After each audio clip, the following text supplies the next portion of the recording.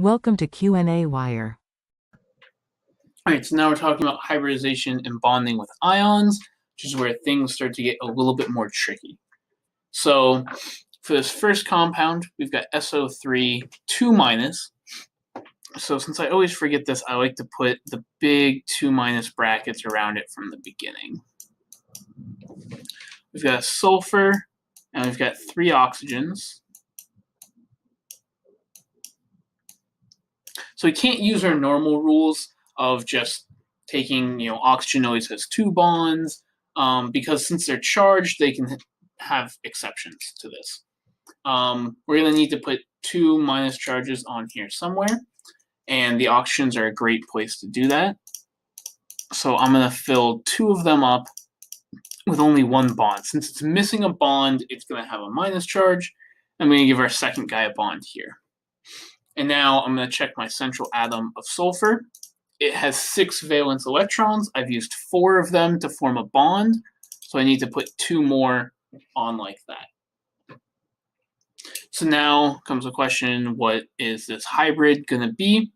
It's got 4 things around it, the 3 oxygens and the 1 pair. So this is sp3, and it's got an extra orbital here. It's bonding with oxygen, forming a pi bond. For pF6 minus, this is maybe not completely clear. The 6 is for the fluorine and not the minus charge. This is 6 fluorines and 1 minus charge, not 1 fluorine and 6 minus charges. So again, I'm gonna start off with the brackets so we don't forget those. I've got phosphorus and 6 fluorines. So I can't put a minus charge on a fluorine unless it has 0 bonds to it, because it likes to have 1 bond. And if it's got 0 bonds to it, it's not part of a molecule. It's just existing by itself. So that tells me that the minus charge is going to have to be on this phosphorus. So right now I'm just filling out all the lone electrons around fluorine. And I need to check my phosphorus. So normally it has 5 valence electrons, but you see that it's formed 6 bonds. So that's where our extra electron is coming in from this minus charge, is that normally phosphorus can only form a maximum of 5 bonds because it has 5 electrons, but that extra minus charge is allowing it to form a 6th bond. So now we need to know the hybridization of this. The fluorines are all going to be sp3, and this phosphorus, since it has 6 bonds around it, needs to have 2 additional orbitals, and we're going to get those from the d orbitals. So it's going to be sp3d2. For this next one with bromine, it's not charged, so we don't have to worry about the brackets. We can also use our handy little shortcuts of just knowing that fluorine is always going to form 1 bond.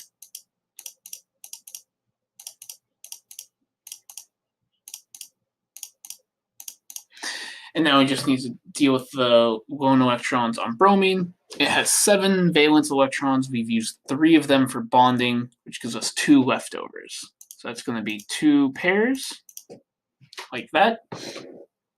Fluorine, again, is always going to be sp3 hybridized.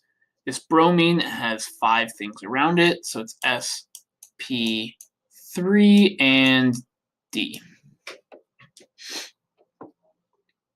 For HCN, I'm going to start drawing it like this, so we know that carbon is going to be our central molecule. Since hydrogen only has 1 electron, it can only form 1 bond. This carbon now wants to make 4 bonds in total, so it's got to form 3 to nitrogen in order to make that happen. And now nitrogen, it wants to form 3 bonds, and look at that, it already has 3 to carbon. It also has a lone electron pair because it has 5 valence electrons. So this hydrogen is going to be S. Remember, it can't be sp3 because it doesn't have any p orbitals. The carbon only has 2 things around it, so it's p hybridized, and the nitrogen similarly only has two things around it, so it's also s p hybridized.